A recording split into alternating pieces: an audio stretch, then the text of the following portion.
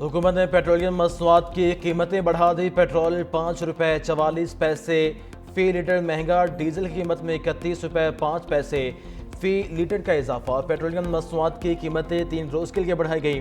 اطلاق سوموار تک ہوگا۔ اضافے کے بعد پیٹرول کی فی لیٹر قیمت 316 روپے 15 پیسے اور ڈیزل کی فی لیٹر قیمت 354 روپے 35 پیسے ہو گئی۔ اوگرا روزانہ پیٹرولیم مصنوعات کی قیمتوں کا تعین کرے گا۔ قیمتوں میں کمی کا فائدہ عوام کو فوری دیا جائے گا۔ پیٹرول ڈیزل کی یومیہ قیمت کا بینچ مارک 7 دن کی اوسط قیمت پر ہوگی۔ وفاقی وزیر پیٹرولیم علی پرویز ملک نے کہا، اوگرا روزانہ قیمتوں کا تعین کر کے ویب سائٹ پر لگائے گا۔ پاکستان اپنی 90% توانائی کی ضروریات درآمد کرتا ہے۔ ہم نے اس شعبے کو ڈی ریگولیشن کی طرف لے کر جانا ہے۔ عالمی منڈی میں تیل کی قیمتیں بڑھتی ہیں تو اثر پاکستان پر ہوتا ہے۔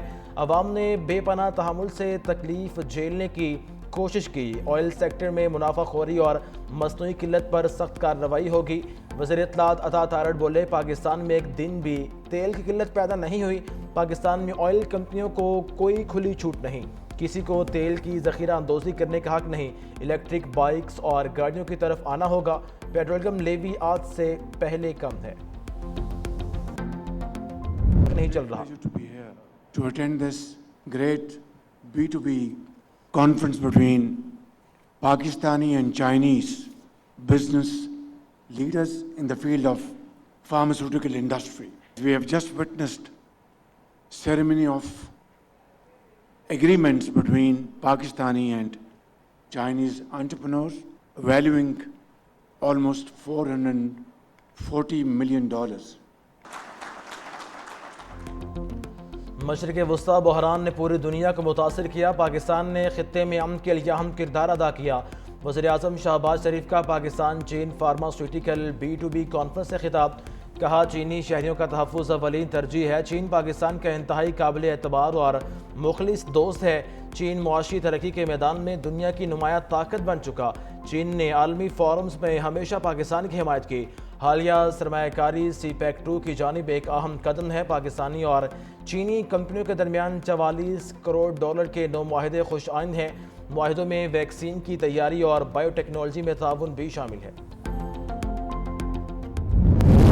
امریکہ کے ایران پر فضائی حملے۔ امریکہ کے ایران شاہ ایئرپورٹ، بندر عباس، بند خمیر اہواز اور بوشہر میں حملے، 3 پل تباہ، 7 افراد جاں بھاگ جبکہ 9 زخمی ہو گئے۔ ایران میں 22 جون سے اب تک ہونے والے امریکی حملوں میں 38 افراد جاں بھاگ، 400 سے زائد زخمی ہو چکے۔ امریکی سینٹ کام کے مطابق امریکی لڑاکا طیاروں، ڈرونز اور جنگی بحری جہازوں نے جدید ہتھیاروں سے ایران کے درجنوں فوجی اہداف کو نشانہ بنایا۔ حملوں کا ہدف بننے والے مقامات میں ساحلی نگرانی اور فضائی دفاعی تنصیبات، لاجسٹک انفراسٹرکچر اور ایران کی بحری عسکری صلاحیتوں سے متعلق تنصیبات شامل تھی۔ امریکی سینٹ کام کا حملوں کی تازہ لہر مکمل کرنے کا اعلان۔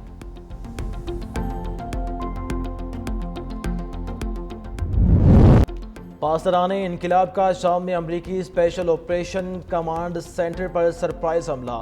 ایران کی بھی امریکی حملوں کے جواب میں سخت کارروائیاں۔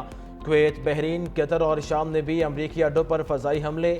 ایرانی پاسداران انقلاب کے مطابق حملوں میں ریڈار نظام، کئی ہیلی کاپٹر اور فوجی تنصیبات کو نشانہ بنایا گیا۔ متعدد امریکی اہلکاروں کی ہلاکت کا بھی دعویٰ کیا۔ کویت میں مختلف مقامات پر زوردار دھماکوں کی آوازیں۔ فضائی کویتی حکام کے مطابق دفاعی نظام مکمل طور پر فعال ہے۔ ایران کی جانب سے داغے گئے متعدد میزائل انٹرسیپٹ کر لیے گئے۔ اردن حکام کا بھی 3 ایرانی میزائل مار گرانے کا دعویٰ۔ امریکی صدر کا الیکشن سے متعلق خفیہ دستاویزات جاری کرنے کا اعلان۔ ڈونلڈ ٹرمپ کہتے ہیں چین ڈیٹا ہیک کرنے کی کوشش کر رہا ہے۔ امریکی فوج دنیا کی بہترین فوج ہے۔ کوئی ملک اس وقت عظیم نہیں بن سکتا جب تک الیکشن منصفانہ نہ ہوں۔ چینی حکومت چاہتی ہے امریکی صدر الیکشن ہار جائے۔ چین نے امریکی الیکشن میں مداخلت کرنے کی کوشش کی۔ امریکی صدر کی چین کے معاملے میں تحقیقات کی ہدایت۔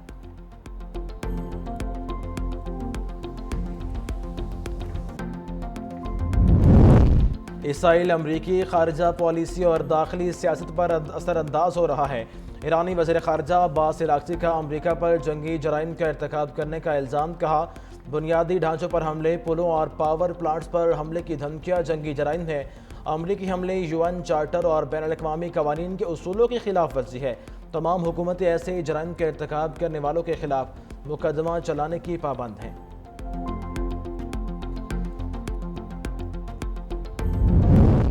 چین اور پاکستان کا امریکہ اور ایران کے درمیان جنگ بندی کی بحالی پر زور۔ وزیر خارجہ اسحاق ڈار کی شنگھاؤ میں چینی وزیر خارجہ وانگ ای سے اہم ملاقات ورلڈ آرٹیفیشل انٹیلیجنس کانفرنس کے موقع پر ہوئی۔ چینی وزارت خارجہ نے کہا کہ مسئلے کے پرامن حل کے لیے دوبارہ مذاکرات کی میز پر بیٹھا جائے، تمام فریقین اپنے کیے گئے وعدوں پر عمل درآمد یقینی بنائیں اور اسلام آباد مفاہمتی یادداشت کے تحت جنگ بندی پر عمل درآمد کیا جائے۔ ملاقات میں سی پیک 2 تجارت، سرمایہ کاری، ڈیجیٹل معیشت اور مصنوعی ذہانت میں تعاون بڑھانے پر زور دیا گیا۔ فریقین نے تازہ ترین علاقائی اور عالمی پیش رفت اور باہمی دلچسپی کے امور پر بھی تبادلہ خیال کیا۔ نائب وزیر اعظم اور وزیر خارجہ اسحاق ڈار شنگھائی کا دورہ مکمل کر کے اسلام آباد پہنچ گئے۔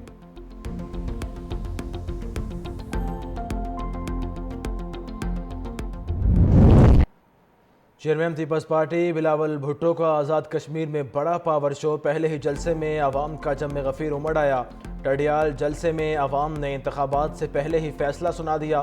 شرکاء نے پیپلز پارٹی کے حق میں نعرے لگائے۔ بلاول بھٹو نے کشمیریوں کا پیغام سیاسی ایوانوں تک پہنچا کر کشمیریوں کے دل جیتے۔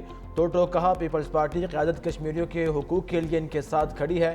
شرکاء نے بلاول بھٹو کے بیانیوں کو سراہا۔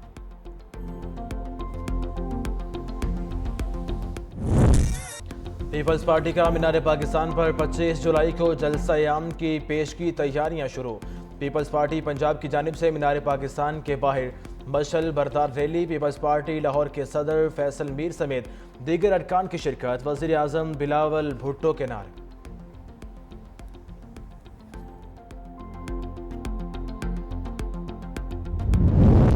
سندھ میں 2,75,000 خاندانوں کو مفت سولر فراہم کرنے کا فیصلہ۔ وزیر اعلیٰ سندھ مراد علی شاہ کی زیر صدارت سولر ہوم سسٹم منصوبے کا جائزہ۔ چیئرمین بلاول بھٹو زرداری کی ہدایت پر غریب خاندانوں کو مفت سولر ہوم سسٹم فراہمی کا عمل تیز کرنے کی ہدایت۔ منصوبے کے تحت آف گریڈ اور آن گریڈ صارفین کو 180 what solar panel, lithium battery, پنکھا اور LED لائٹس فراہم کی جا رہی ہیں۔ اب تک 11,000 سے زائد سولر کٹس نصب۔ وزیر اعلیٰ نے شفاف تقسیم، معیاری تنصیب، دور دراز علاقوں کو ترجیح اور منصوبہ جون 2027 کا مقررہ مدت میں مکمل کرنے کی ہدایت کر دی۔ کہا یہ منصوبہ صرف بجلی نہیں بلکہ غریب خاندانوں کے بہتر مستقبل کی ضمانت ہے۔ پنجاب میں 1 لاکھ صارفین کو مفت سولر سسٹم فراہم کیے جائیں گے۔ وزیر اعلیٰ پنجاب مریم نواز کا فری سولر پینل اسکیم کا آغاز۔ 200 یونٹ تک بجلی استعمال کرنے والے صارفین کو مفت سولر سسٹم فراہم کیا جائے گا۔ وزیر اعلیٰ پنجاب مریم نواز شریف نے اپنی چھت محفوظ چھت پروگرام کا افتتاح کر دیا۔ کہا اپنا گھر ہر خاندان کو تحفظ اور وقار کا احساس دلاتا ہے۔ سانحہ کاہنہ میں معصوم بچوں کی ہلاکت پر دکھ کا اظہار کرتے ہوئے کہا متاثرہ والدین کے درد کو محسوس کرتی ہوں۔ اپنی چھت محفوظ چھت پروگرام کو پنجاب کے عوام کی فلاح اور محفوظ رہائش کی فراہمی کے لیے اہم منصوبہ ہے۔